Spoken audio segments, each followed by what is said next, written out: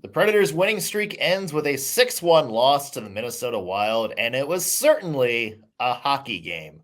We'll break into the moments today on the Locked On Predators podcast. Your Locked On Predators, your daily podcast on the Nashville Predators. Part of the Locked On Podcast Network, your team every day.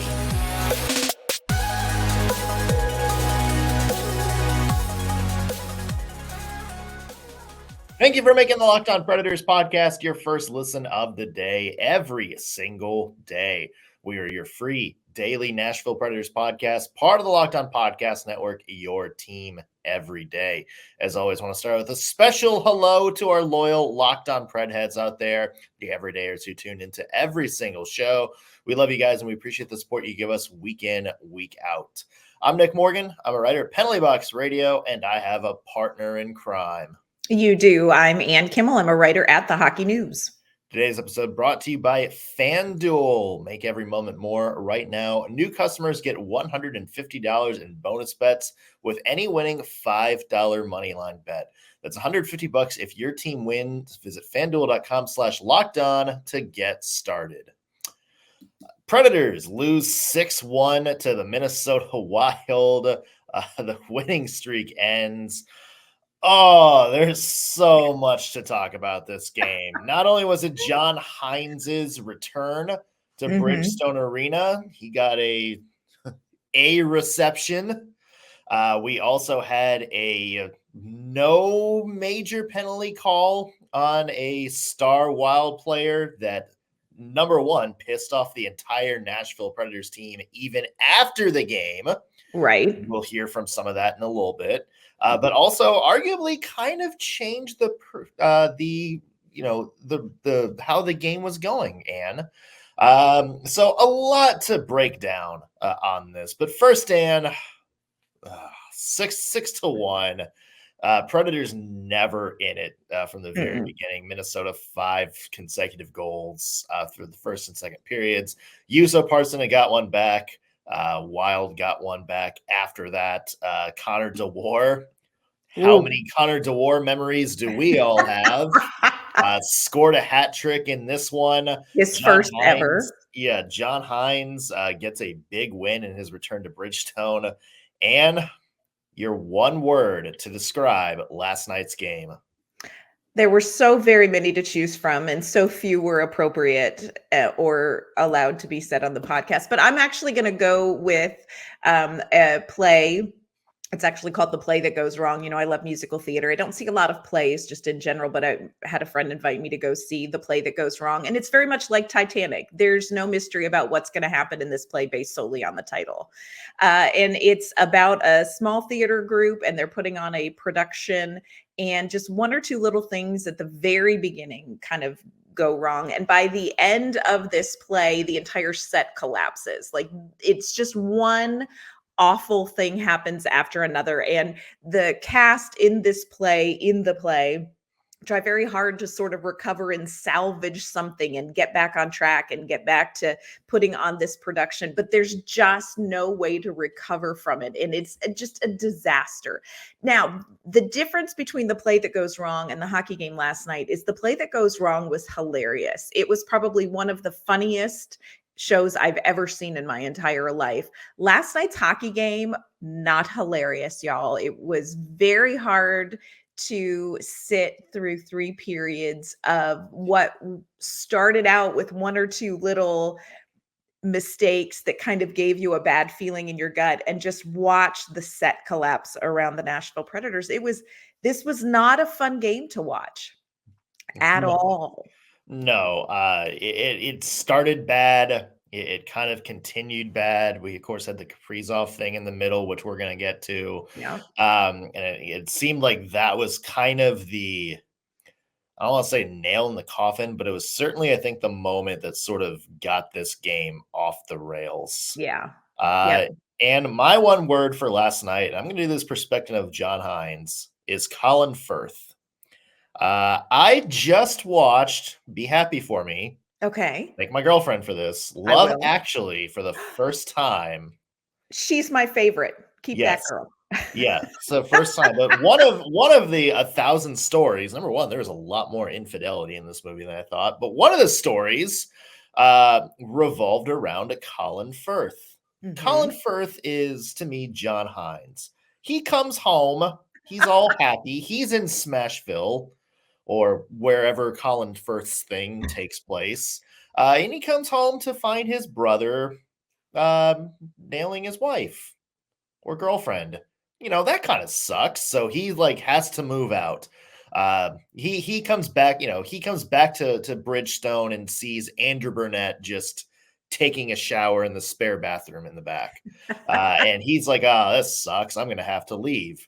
And he winds up falling in love with this nice little Portuguese lady. Don't remember her name at all. But John Hynes winds up going out, finding himself falling in love with a nice little team called the Minnesota Wild. And based on last night, there's this like big, he kind of had the opportunity to come back to Bridgestone Arena, much like Colin Firth had the opportunity to come back to like his little hometown on Christmas. And he told his brother to more or less screw it, screw you guys. Mhm. Just like John Hynes came in last night and with a resounding 6-1 win, Oof. told the Nashville Predators to screw off. Yeah. And John Hynes landed the nice little Portuguese lady. The And Minnesota Wild yeah, in this are the nice little the Portuguese Minnesota lady. She was Wild are the darling in nice the little movie. Portuguese lady in Yeah. this situation. Yeah, and it kind of it felt more like a probably cathartic win for Hynes than anything else. You would think though, it was one of those situations where I think everybody in Nashville had this feeling like, oh my gosh, this could be the game where John Hynes comes back and he breaks this winning streak, and the Nashville Predators have to face this former coach that they let go. And wouldn't that be awful? It would have been awful had the score been 3-2. Yeah. But y'all, the score was 6-1. The Nashville Predators were at no point in this game. There was no stretch of game where the Nashville Predators looked like they were battling back in this game. So it was just insult to injury to Portuguese girl on top. It was oof. Yeah. It was bad, y'all. I believe so. The Wild did score a seventh goal. The Preds challenged it, and it got overturned. If that goal had stood, it would have been tied for John Hynes' largest margin of victory ever at a game at Bridgestone Arena. You're welcome. Yeah, he did. He scored. The Preds won by 6 a couple of times. Yeah, under John Hynes' leadership, but it would have been funny if that would have Would it tied. though? Would it have been funny? Yeah, I don't Yeah. know. You were cheering for the Portuguese girl a little bit. Yeah. This, I Also, mean, also kudos to John Hynes for talking about sort of the whole summer during his yes. pregame availability. A lot of Nashville media went over to talk to him, and he basically said no hard feelings Mm-mm. whatsoever. He's like, look, I've had I the whole process had a lot of open conversations with David Poyle and Barry Trotz. Even we checked in today. We've kept in touch and everything like that. And he's like, yeah, I get it. I understand from their perspective. Very humble about it. Very, I think, high road about it. But Yeah. I'm sure the Hines family might have been, doing the gritty in the locker room, popping champagne Yeah. bottles a little bit after this one. There was a big crowd. There was a big crowd around the Minnesota Wild locker room after the game last night. And I will agree with you. I was there for the John Hynes conversation. And look, John, here you can like him as a coach, you cannot like him as a coach, but John Hynes really is a very nice man. He just has always been very professional, very nice. And he did say, look, there are no hard feelings. I understood what the process was. And he said, what he was disappointed. And he said, I was disappointed, but mostly because I knew I wasn't going to get to work with really great people anymore. And this organization is a great organization. I worked with great people. He also said Nashville made him a better coach, which I thought was really interesting. He spent a lot of time after he, left the Predators talking with players, talking with some of the other people on the coaching staff, and just getting feedback about what worked and what didn't work. So I Yeah. thought, way to take a situation that's really difficult and build on it for him. So as hard as this was, it was a good win for John Hynes. It was a good way to kind of help kick off what he wants to do in Minnesota. Yeah. Rough in Nashville, y'all. Yeah. But the Hines family has found their collective Portuguese girl. They are. They have, yes. The other big storyline that came out of this game was the Kirill Kaprizov hit on Alexandre Carrier. Happened in the first period. Carrier was lost for the game.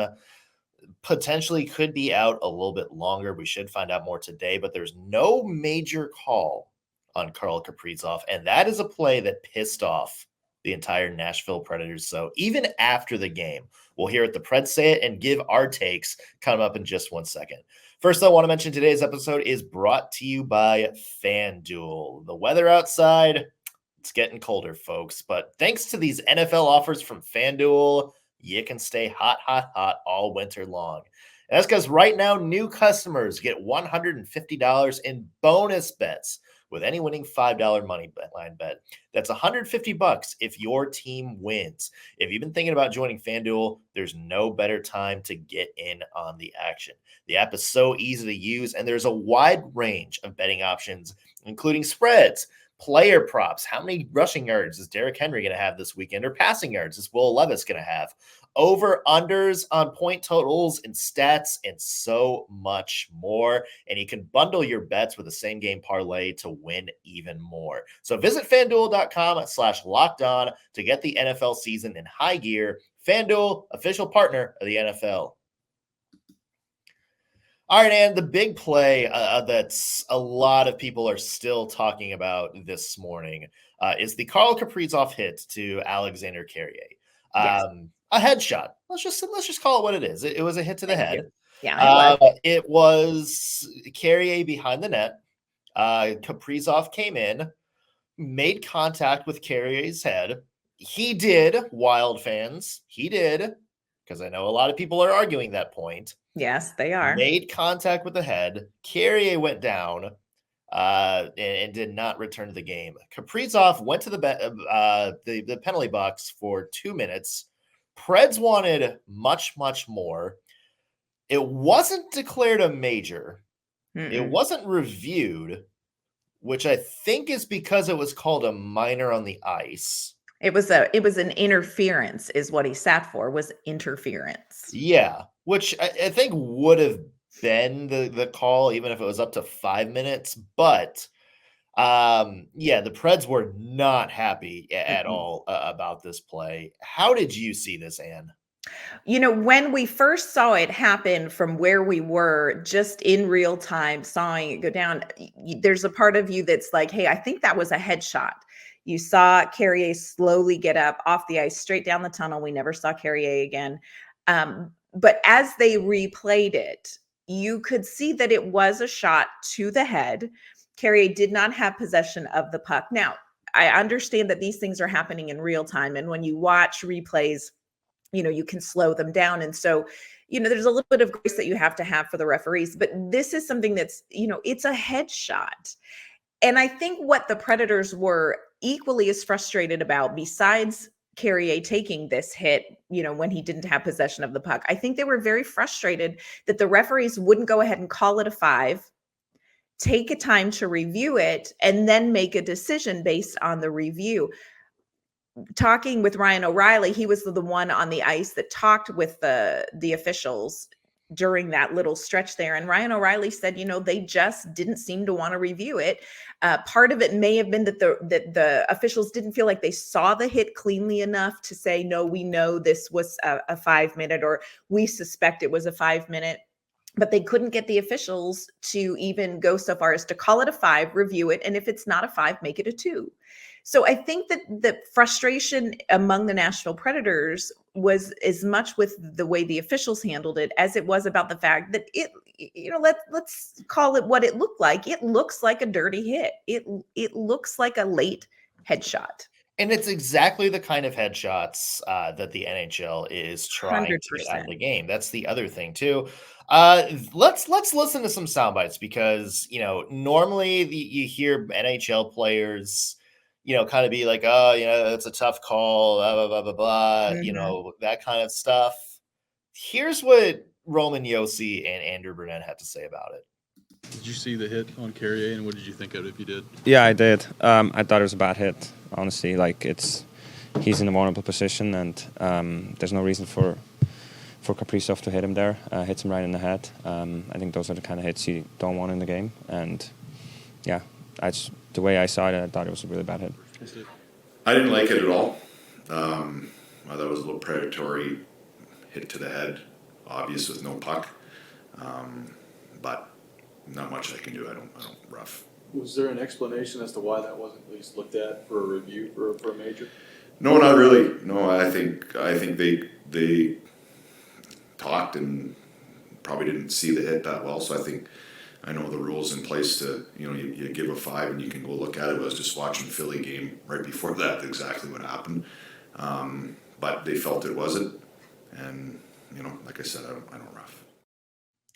So we talked about, trying to get these hits out of the game. And if you give it a 5, you can go back and review that. Right. And so if you're like, if the refs just talk about it with each other and be like, oh yeah, it kind of looked like maybe there was head contact there, just give him the 5. Because then you can go back and see like, okay, this definitely made head contact. This, he or maybe they're just saying, okay, this was a late hit, but it was shoulder to shoulder. And Carrier just hit the ice. And that's obviously not what happened, but that's what you could have gone. And so, if that's and I also don't buy the excuse that nobody on the ice saw that, because Carrier had played the puck. And there was still other people behind the net. Like, it was still part of the play. You're telling me not one of those 4 officials on the ice raised their hand and been like, I don't know, kind of looks like it was late and made head contact. Well, and if you see it enough to call an interference, then you see it enough to say, hey, you know what, this is one of those plays that we would do well to take a second look at. There's no harm in calling it a 5-minute, reviewing it and downgrading it. There's no harm in that. And those are, like Roman Yossi said, those are the plays that the NHL says that they are so committed to removing from this game. Those unnecessary head hits, those, it's not in the moment, the exact moment of play. So I think that the Predators were very frustrated that the referees, the officials were just not willing to go ahead and do that. Err on that side. Err on that side. It costs you nothing. And if you review it and you say, you know what, we took a look at it right here and we don't think it's a 5, great. But, Nashville didn't get the benefit of the doubt. And I think it's very clear from the fact that Carrier really struggled to get up, struggled to get off the ice and didn't return, that this was a hit that needed looked at. I would not be at all surprised if player safety takes a look at this. And according to Michael Russo, great beat writer for the Minnesota Wild, apparently they are. But it's going to be kind of interesting to see what they do there. From an on-ice perspective standpoint, and like, this kind of changed the game. Not only did the Preds lose Carrier, but they got mad, and you saw a couple of plays where Jeremy Lauzon, a couple other players started going after Kaprizov. Other players stepped in and kind of broke that up. There was Luke Schenn was trying to go after Kaprizov at one point, and then that's when Marcus Foligno stepped in and they kind of had a fight. So it seemed like that first period, which is when things really started unraveling for the Preds, it was more on, we're just going to beat the hell out of the Minnesota Wild. Like, we're taking late shots. We're finishing checks. We're going to start putting gloves in faces after the whistle. It kind of became more about that, more about getting revenge than it was about the game. And I think that was, that sort of, I think, got the Predators unfocused a little bit. No, I agree with you. They knew going in that this was going to be a physical game, against the Minnesota Wild, against John Hynes' team. But I think that moment really did sort of get them focused more on that. And what the Predators really needed to focus on was getting back to their game. They talked about in some of these last 6 wins when they had a goal scored on them at the end of the period, in those moments where before they kind of let the game get away from them, they were able to refocus, come back together, and get back to their game. They just weren't able to do that from that moment in the first period on through the end of the game. They never really got back to their game. So I agree. I think that hit was pivotal in a lot of ways. It also raises a lot of questions about, like, what are the Predators going to do, this weekend? They've got 2 games this weekend. They did play 7 defensemen, 11 forwards last night. What are they going to do moving forward? So, an injury to Carrier changes some things, and there's some different decisions that the team may want to look at making. So it was a big hit with a lot of consequences here. Yeah, so let's talk about what those consequences are, because if Alexandre Carrier misses time, Oof. that may be more time for Luke Schenn, and We probably not need to not talk about that. not something that we want to dive into. But it's a podcast and we need content, so we're going to dive into the Luke Schenn question coming up after this.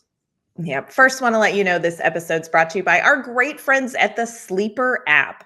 It is a new NHL season, and with it come all sorts of possibilities. Look, Philip Forsberg didn't score last night, but you know what? He could still get to 50 goals this season. The Preds could still sneak into the Stanley Cup playoffs, and you could win big playing daily fantasy hockey on Sleeper, the official daily fantasy app of the Locked On NHL Network. Sleeper is our #1 choice for daily fantasy sports, especially daily fantasy hockey, because with Sleeper, you can win 100 times your cash in daily fantasy hockey contests. All you have to do in Sleeper is pick whether players will record more or less than their Sleeper projections for things like goals, assists, saves, plus minus, and more in any given game. For instance, tonight, will Jack Hughes score more or less than 0.5 goals?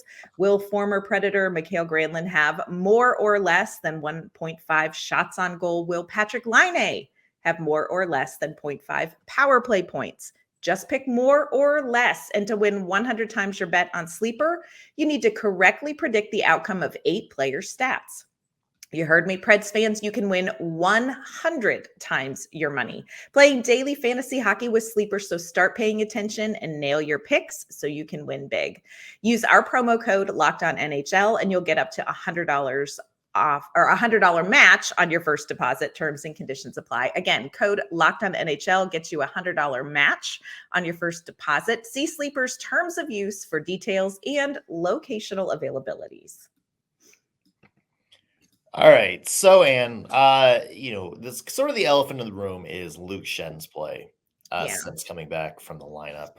There's a viral thing from NHL Game Scores last night that a lot of Preds people retweeted, just saying that he has had the lowest game score in, I believe, 3 of the 4 games he's been in this year. Had a bigger role last night. I mean, here's the thing. Here's my thing about Luke Schenn, Anne. Mm-hmm. He's just coming back from injury. He's been out 6 weeks. Yeah. And he's coming into a Preds defense that already had some good chemistry. So I want to give him a little bit of the benefit of the doubt here. That being said, his performance on the ice in the games that he has been in, it hasn't been good, even in the areas that you would expect him to sort of thrive based on his game. The penalty killing, the kind of shutdown defensive defense, the physical part in front of the net. It's just, it doesn't look, at least on the 4 games he's been in this year, it just doesn't really look like he is excelling in that. And remember, this is a guy that the Predators wagered 3 years on. Yeah. So, yeah, I mean, they're kind of stuck with him for better or worse. And it's, you hope he gets better, but it's also one of those things where it's like, hey, what was the big, kind of selling point on bringing him in? He has had chemistry with the top guys. He had good chemistry with Quinn Hughes and, had a good resurgent year, had good chemistry with Morgan Riley, when he went up to Toronto, the Tampa Bay Lightning used him very well, kind of moving him into the lineup. That was the big selling point, but that stuff hasn't been manifested in Nashville yet. Like he's not with Roman Josi. No. He's not playing with Roman Josi. He's, getting limited minutes on the power play. He's just kind of there. Mm-hmm. And we saw a situation last night where he did get more ice time because of the Carrier situation, and sort of kind of wound up playing worse the more responsibility he got. So I go back to what I said at the beginning of the year. I understand why the Nashville Predators made that move. I understand why it was important for Barry Trotz to bring in somebody like Luke Schenn. But so far, Ann, you have to be a little bit concerned about what you've seen from him. Yeah, I agree with you. And they did try in training camp. They really spent some time with Josi and Shen together.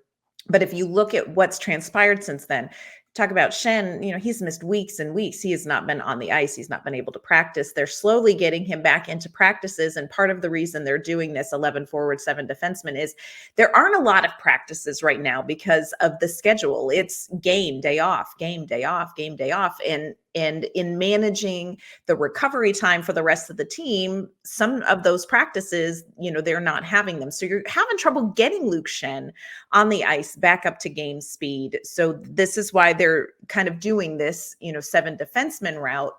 But if you look at what you've seen from him in these games, these recent games, I would agree with you. I don't think this is somebody that you feel like, hey, you know what? We did 7 defensemen. If Carrier is out, we've got Shen that can step up into it. I just don't think he's up to game speed. And especially with the way that they play.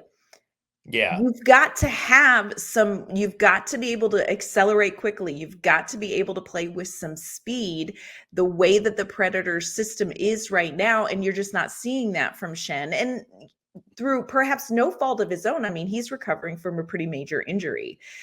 So you look at this potential, Alexandre Carrier may miss some time. Perhaps we'll find out more today. I don't know that Luke Schenn is the guy that you say, hey, we're going to roll now with him in a game on a third defensive pair. You're certainly not going to put him with Roman Josi. No. He's not ready for those kind of minutes. I don't think he's ready for that kind of defensive assignment. I don't think he's ready to partner. I think that would so significantly change what Josi does. It's just not a decision that I think they can make. So I'll be very curious to see if the Predators choose to recall somebody from Milwaukee for this, but it's not an ideal situation, and I hate it for Shen. I hate that his time in Nashville has gone like this. This has been really challenging for him, but I think you have to be honest about where the team is and where he's at and be able to say, you know what, I don't think you're ready to jump in on, kind of more of a full-time basis right now. And there's time for him to turn things around. I mean, hey, Jeremy Lauzon was in this same spot. How many Preds players have we looked at that were like, oh, why is he here? Like, he's not ready for this, and then have wound up getting better as the year goes on. So it's like you want to have maybe a little bit of patience. Sure. But it's also the Predators are entering kind of a critical stretch here. And, they're going to need their best players. And when you had somebody like Spencer Stastny, who just got reassigned to Milwaukee, playing extremely well at the NHL level. Martel Gaizo too, give him credit, wasn't bad at the NHL level. It's just, how much are you willing to kind of sit through because of what the roster is saying before you go, okay, like we need to do something. Like we need to do something a little bit more drastic, and, hate to throw this 3-year contract down the drain, but yeah, and I don't think it's necessarily that it speaks that long term over Luke Schenn, but right now I think the Predators have to be honest about this is not the guy that can fill in where he's at in getting back up to game speed versus what the Predators need. Because like you said, this is a critical time. The Nashville Predators cannot afford to lose, 2-3 games in a row. They're just getting back to where they're making some progress in the standings. So this isn't the time to say, we can cost a couple of games here. You can't. There's no room for that. So it'll be interesting to see what we learned today about Carrier, and also what are the Predators going to do on defense. Yeah. I would certainly like to know that. It's going to be tough for the Nashville Predators because, hey, they have the best team in the NHL coming to town tomorrow, the New York Rangers. And then right after that, they're in Buffalo against a Buffalo Sabres team that rough start, but has, I think a lot of people think maybe, trending upwards. So these And are they two just tough defeated games the coming up, Rangers. and not to mention, over the next week, there's Tampa Bay, there's Toronto, there's Philly, who's been very good this year, Carolina. So the next couple of weeks and in December are going to be a gauntlet for the Predators, and they're going to need everybody firing on all cylinders. They are. Monday, we'll get plus minus and recap from the Predators' 2 weekend games. Plus more, whatever comes out of the Carrier situation or the Kaprizov situation. We'll follow up on that. And where can people find your work? You can find my work online at InsideThePreds.com. You can find me on social media at AnnK_Mama on Ice. You can find me at penaltyboxradio.com or follow me on social media at _NSMorgan. That's going to do it for us on today's Locked On Predators podcast. Thank you for making us your first listen of the day. Back with an all-new episode tomorrow. We'll see you then.